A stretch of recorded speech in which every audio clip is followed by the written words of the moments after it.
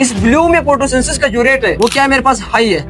Blue की observation बहुत high range में करती है, रेड की ऑब्जर्वेशन उस हाई रेंज में नहीं करती है, इसलिए ब्लू में जो फोटोसिंथेसिस है मेरे पास वो हाई होती है। तो रेड में जो फोटोसिंथेसिस होगा वो ज्यादा है ब्लू लाइट से। ग्राफ में क्या दिखा रहा है, कहाँ तक यानी एब्जॉर्प्शन पीक दिखा रहा है, या सब नेरो है तो जो पीक है वो फुल नेरो है।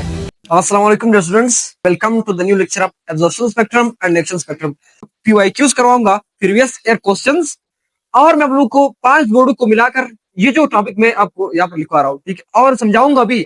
और टॉपिक के आखिर में आप मुझे समझा सकेंगे, इस लेवल तक मैं समझाने को जो वो आपको गारंटी दे रहा हूँ। तो चलो शुरू करते हैं इस टॉपिक को। हमारे पास एक्शन स्पेक्ट्रम और एब्जॉर्प्शन स्पेक्ट्रम। देखिए इस टॉपिक का इंपॉर्टेंस ये है कि हम कहते हैं हमारे पास जो फोटोसिंथेटिक पिगमेंट्स है, अब कौन सा पिगमेंट कितना जो है वो लाइट को एब्जॉर्ब करता है और कितना जो है वो कौन कम करता है, कौन किस तरह करता है, ये सारी चीजें अभी समझना इस ग्राफ के जरिए। जो एमसीक्यूज का आप इसको हाउस भी कर सकते हैं, यहाँ से इतने एमसीक्यूज आ रहे हैं हर साल, हमारे वाले में भी इस साल आया था। तो मैं इसलिए आप लोग को इस टॉपिक पे बहुत जोर दे रहा हूँ कि बहुत इंपॉर्टेंट टॉपिक है, ठीक है। मैं सबसे पहले यहाँ पर जो आपको एक्शन स्पेक्ट्रम समझाऊंगा। देखिए एक्शन स्पेक्ट्रम हमारे पास हम इसमें ये पढ़ते हैं कि किसी पिगमेंट की हमारे पास इफेक्टिवनेस कितने हैं, उसकी मिसाल अगर मैं आपको दे दूं कि अगर मेरे पास 50 नैनोमीटर मेरे पास रेड वेवलेंथ है और 50 नैनोमीटर मेरे पास क्या है, ब्लू वेवलेंथ है, ठीक है, रेड और ब्लू, ये मैं आपको दिखा रहा हूँ, ठीक है। अब अगर मैं आपसे कहूँ कि किस में फोटोसिंथेसिस सबसे ज्यादा होगा, आप मुझे बताएंगे कि सर अगर आप इक्वल अमाउंट उठाएंगे 50-50 नैनोमीटर तो रेड में हमारे पास फोटोसिंथेसिस ज्यादा होगा। तो क्या हुआ, इसकी इफेक्टिवनेस सेम वेवलेंथ पर ब्लू से ज्यादा होगी, क्योंकि हम कहते हैं, इसीलिए हम इसमें पढ़ते हैं एक्शन स्पेक्ट्रम, कि रेड का जो एक्शन है फोटोसिंथेसिस के लिए इस ब्लू से ज्यादा है। नॉर्मली आप बात करते हैं, ठीक है। मैंने क्या कहा, मैं यहाँ पर फिर से लिखूंगा। मैं कहते हैं हम इसमें हम क्या पढ़ते हैं, इफेक्टिवनेस पढ़ते हैं डिफरेंट वेवलेंथ का, इफेक्टिवनेस ऑफ डिफरेंट वेवलेंथ। यहाँ पर मैं क्या लिख रहा हूँ, effectiveness, effectiveness of different wavelength of light, wavelength of light की मैं बात कर रहा हूँ। यहाँ पर मैंने आपके सामने ये बात लिखी, यानी हमने किस चीज की बात की, हमने इफेक्टिवनेस की फिलहाल बात की, हमने अमाउंट की बात नहीं की। मैंने आपसे क्या कहा, मैंने कहा अमाउंट की बात ऑब्जर्वेशन में हम करें कि कौन ज्यादा होगा कौन कम होगा। यहाँ पर मैं बात कर रहा हूँ एक्शन स्पेक्ट्रम की, यानी मैंने आपसे क्या कहा, मैंने कहा अगर मैं सेम वेवलेंथ उठा लूं तो फिर रेड में जो फोटोसिंथेसिस होगा वो रेड की जो इफेक्टिवनेस है वो ज्यादा है ब्लू लाइट से, ब्लू लाइट ज्यादा है, ठीक है।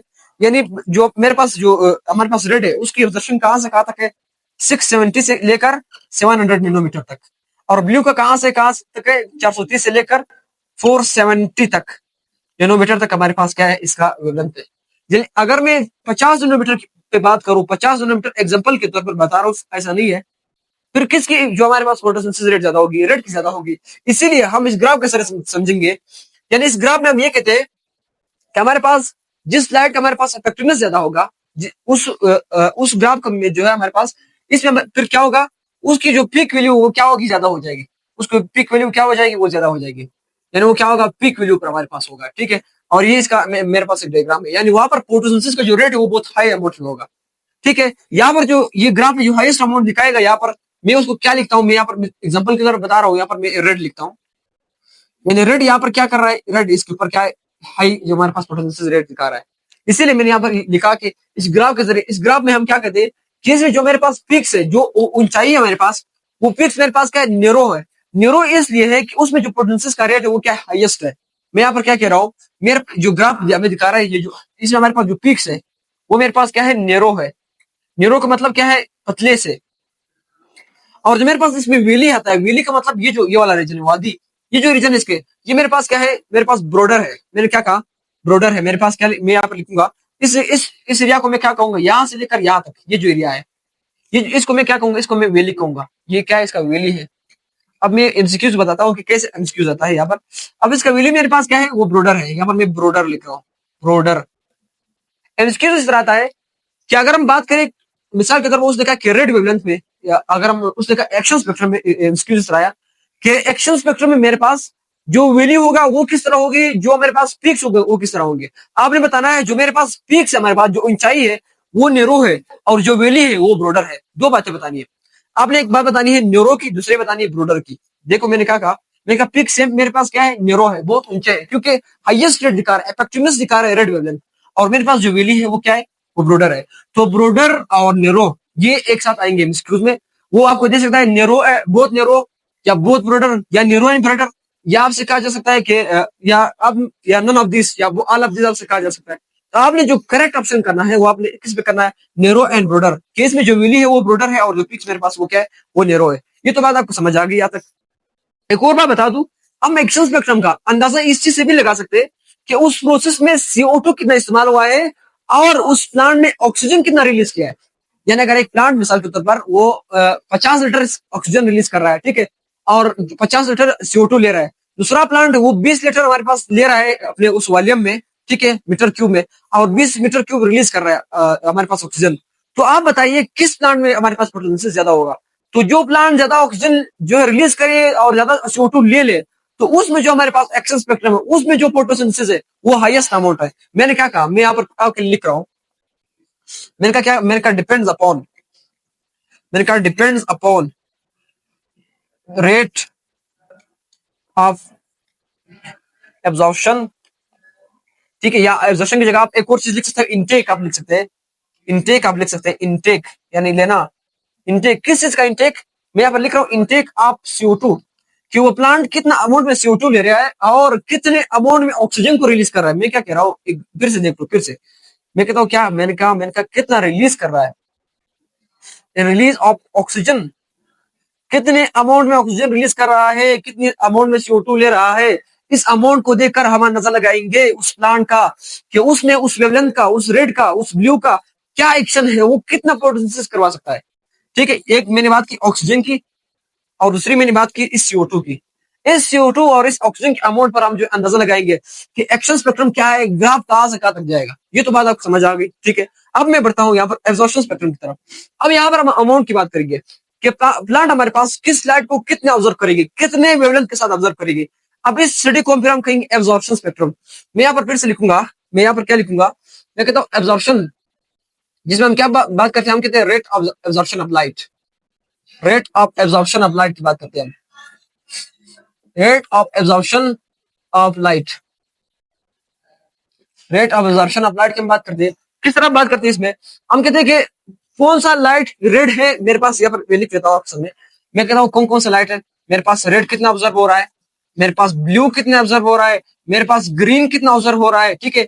और इसी तरह अगर मैं कैरोटेनॉइड्स की बात करूँ वो कितने एब्जॉर्प्शन कर रहे हैं, ठीक है। कैरोटेनॉइड्स तो सिंपल वैल्यू है, हम पहले तीनों की बात करेंगे। सर के तरफ मैं बात करता हूँ कि रेड मेरे पास एब्जॉर्प्शन का जो रेंज है वो कितना बड़ा है। मैं यहाँ से फिर लिखूंगा, मैं कहता हूँ इसका जो रेंज है वो 670 से लेकर 700 नैनोमीटर तक है। अब ये बात करना कि कितना एब्जॉर्प्शन होगा इस ग्राफ के जरिए हम समझेंगे। यानी ग्राफ हमें क्या दिखा रहा है, यहाँ पर मैं क्या कह रहा हूँ, यहाँ पर आप देख ले, यहाँ पर ये ग्राफ हमें क्या दिखा रहा है, ग्राफ हमें दिखा रहा है कि कहां तक, यानी एब्जॉर्प्शन पीक दिखा रहा है यहाँ पर, कि यहाँ पर हमारे पास कितना हाईएस्ट अमाउंट में फोटोसिंथेसिस हो रहा है, कितना हमारे पास क्या है, एक हमारे पास रेट ऑफ फोटोसिंथेसिस बढ़ रहा है, और कितना हमारे पास लाइट की एब्जॉर्प्शन हो रही है। ये इस ग्राफ के जरिए हम समझेंगे, ठीक है। यहाँ पर मैं एक और बात लिखूंगा ब्लू के जरिए। अब ब्लू कितना एब्जॉर्प्शन करेगा, ब्लू का लिख लो, मिसाल हम ब्लू का अंदाजा लगाते हैं, हम कहते हैं 430 से 470 तक या 475 तक आप कह सकते हैं। वो वैल्यू में चेंजेस मुख्तलिफ बुक्स में मुख्तलिफ है, ठीक है। अगर मैं ग्रीन की बात करूं, ग्रीन मेरे पास कहां है, 550 नैनोमीटर है। अगर मैं कैरोटेनॉइड्स की बात करूं तो कितना है, यहाँ पर मैं बात करता हूं, अगर मैं कैरोटेनॉइड्स की बात करूं 430 से 500 नैनोमीटर तक। ये इस बारे में बात करना कि कितना एब्जॉर्प्शन हुआ है लाइट का, इसको मैं एब्जॉर्प्शन स्पेक्ट्रम कहूंगा। इसी के लिए मैं यहाँ पर क्या लिखा, मैंने कहा rate of absorption of light, ठीक है, by different values, by different wavelength भी आप लिख सकते हैं। डिफरेंट वेवलेंथ के किस जो हमारे पास वेवलेंथ पे जो है एब्जॉर्प्शन हो रही है उसको फिर हम कहेंगे एब्जॉर्प्शन स्पेक्ट्रम, ठीक है। अब अगर इसमें एक और बात याद रखना, इस ग्राफ के वाले से अगर एमसीक्यूज आ जाए, अगर ग्राफ में आपसे पूछा जाए कि ये जो ग्राफ हमें दिखा रहा है ये हमारे पास क्या है, आपने क्या बताना है। यहाँ पर मैंने क्या कहा था, मैंने कहा यहाँ पर ये जो मेरे पास पिक्स है ना, पिक्स को यहाँ पर मेरे पास लेस नैरो है ना, लेस नैरो, यानी पुल पोर्तले से नहीं है, बल्कि एक ऐसे फैला हुआ है फिर ऐसे गया ना, ऐसा तो सीधा ऐसा नहीं है, ठीक है। जैसे यहाँ पर आप देख ले, यहाँ पर आप देख ले, या तो ऐसा नेरो है, तो यहाँ पर वहां पर मैंने कहा था पिक मेरे पास क्या है, लेस नेरो है। लेकिन मैं एब्जॉर्प्शन स्पेक्ट्रम में बात करूं तो यहाँ पर पिक्स क्या है, यहाँ पर मेरे पास जो पिक है वो फुल नेरो है, फुल नेरो की मैं बात कर रहा हूँ, फुल नेरो। और वहां पर वैल्यू आप देख ले, विली मेरे पास, वो आप उसको इतना लेस ब्रोडर कहेंगे, क्योंकि वो इसलिए मैं लेस ब्रोडर कहूंगा। लेस ब्रोडर का मतलब यानी कम फैला हुआ, क्योंकि यहाँ पर आप देख ले इस विली को, इस वादी को आप देख ले, और यहाँ पर आ जाए, यहाँ पर इतना नीचे आके आप जो है डीप विली है यहाँ पर। डीप विली इसको हम इसको कहिए। मैं क्या कहता हूँ कि हमारे पास एब्जॉर्प्शन स्पेक्ट्रम में एमसीक्यूज है कि इसका जो विली होता है, विली इस रीजन को मैं कहूंगा जो जो साइड में फैला हुआ है, वो मेरे पास क्या है, डीप विली है। डीप विली है, मैं क्या लिखूंगा, डीप विली। लेकिन यहाँ पर मेरे पास क्या है, यहाँ का जो विली है मेरे पास, वो मेरे पास क्या है, ब्रोडर है। मैंने क्या कहा, मैंने कहा ब्रोडर है, या मैंने क्या कहा, ब्रोडर। ब्रोडर का मतलब ये है कि उतना डीप आप इसको नहीं कह सकते, क्योंकि ब्रोडर मतलब वैसे सिंपल सा फैला हुआ। लेकिन यहाँ पर देख ले कितना, आप इस ग्राफ के जरिए समझे, देखो यहाँ पर जो वैल्यू वो पीक से बहुत दूर नीचे आकर ऐसे फैला हुआ है। तो एमसीक्यूज यहाँ पर ये है कि आप आपसे अगर एब्जॉर्प्शन में पूछा जाए तो आपने बताना है कि पीक्स नेरो है और विली हमारे पास डीप विली है। Deep valley and narrow peaks, ये दो बातें मैंने क्या कहा, मैं यहाँ पर फिर से लिखूंगा, मैं आपके लिखूंगा एमसीक्यूज। आपने बताना है कि डीप, मैं क्या कहूंगा, डीप हमारे पास क्या है, वैली है। मैं क्या कहूंगा, डीप वैली, और मेरे पास नेरो, फुल नेरो मेरे पास क्या है, हमारे पास पीक्स है। ये मुश्किल आया भी है, अभी आने वाला भी है, क्योंकि बहुत इंपॉर्टेंट है इन, क्योंकि बंदा स्टूडेंट हमारे पास क्या है, इसमें कंफ्यूज हो जाते हैं। अब इसमें कंफ्यूज हो जाते हैं कि पिक्स में क्या लिखना है, इधर क्या लिखना है। तो ये जब मुश्किल आएगा तो एक के बारे में पूछेगा, लेकिन देगा दोनों को मिक्स करके देगा ताकि आप कंफ्यूज हो जाए। लेकिन अगर आपका कंसेप्ट इस लेक्चर में क्लियर हो जाए तो फिर गलत होने का सवाल ही पैदा नहीं हो सकता है। तो ये चीजें अगर आपको समझ आ गई फिर तो कोई मसला भी नहीं है, ठीक है। अगर मैं इसमें कुछ और भी चीजों की बात करूं आपसे, यहाँ पर देख लो, नॉर्मली जो हम बात करते हैं, नॉर्मली बात याद रखना, ब्लू में जो प्रोटेंसिस ज्यादा होता है। मैंने यहाँ पर क्या बताया था, मैंने कहा अगर अगर मैं 50 नैनोमीटर लाइट की अगर एग्जांपल के तौर पर बात करूं, सेम अमाउंट ऑफ रेड और ब्लू उठा लूं तो ठीक है, रेड में ज्यादा होगा। लेकिन नॉर्मली ब्लू की ऑब्जर्वेशन ज्यादा होती है। वैसे प्लांट में कोई भी प्लांट उठा लो उसमें ब्लू रेड ज्यादा ऑब्जर्व हो रही है, लेकिन वो ब्लू आगे जाके रेड में कन्वर्ट होती है क्लोरोफिल ए में। वो हम आगे पढ़ेंगे स्पेक्ट्रोमेट्रिक जो हमारे पास एंटेना कॉम्प्लेक्स और रिएक्शन सेंटर में आगे में पढ़ाऊंगा, अगला टॉपिक है। लेकिन अगर आपसे नॉर्मली कोई पूछे तो ब्लू में जो फोटोसिंथेसिस है, यहाँ पर इसको देख ले, ये जो ब्लू है ना, ये ब्लू, इस ब्लू में फोटोसिंथेसिस का जो रेट है वो क्या है, मेरे पास हाई है। लेकिन जो हमारे पास ये वाला जो मेरे पास, मैं यहाँ पर लिखूंगा रेड में, ये रेड मेरे पास क्या है, इसमें हमारे पास लेस है। अगर मैं कंपेयर करूं रेड को ब्लू से, तो रेड में जो पोटेंशियल है वो हमारे पास ब्लू से कम है, क्योंकि प्लांट जो है वो नॉर्मली ब्लू की ऑब्जर्वेशन बहुत हाई रेंज में करती है, रेड की ऑब्जर्वेशन उस हाई रेंज में नहीं करती है। इसलिए ब्लू में जो पोटेंशियल है मेरे पास वो हाई होती है, ठीक है, क्योंकि उसका जो अमाउंट है, जो एब्जॉर्प्शन रेट है वो ज्यादा है। तो स्टूडेंट्स ये तो हो गया आज का हमारा एब्जॉर्प्शन और एक्शन स्पेक्ट्रम का लेक्चर। अगर आपका लेक्चर के बारे से कोई भी क्वेश्चन हो तो आप मुझे कमेंट बॉक्स में बताइएगा, मैं आपको जरूर रिप्लाई करूंगा।